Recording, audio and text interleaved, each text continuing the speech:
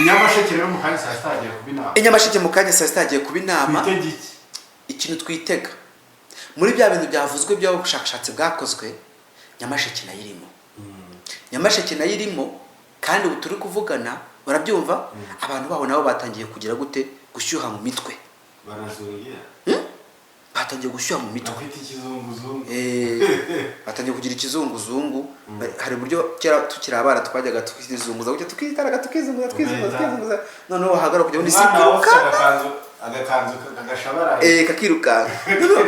Ngenda baga mfite igikabutura cy'igishuforongo cy'ikibumbiyamo ukuntu. Wazenguruka cyane ukabarekera. Cyitwa ngo bana muraseka iki. Narazengurukaga noneho amaguru yacu akajya akora nk'ijipo naka agata akora serikire nk'ijipo kwa kuntu ukanyugira ngo nintuza ni umuvumba wo mukivu. Noneho wahagaruka ukabona isi kuzunguruka ukajya ibintu byose biri kwirukanka ariko ku muvuduko hejuru ugahita witinaga hasi ngo pa. Nibyo bigiye kuba Nyamasheke mu kanya. Hari abantu begura se. Nibyo bigiye kuba mu kanya. Hari abantu begura. Reka kundondogoza. Hitubwire ma. Reka kundondogoza gusa abantu babyitege.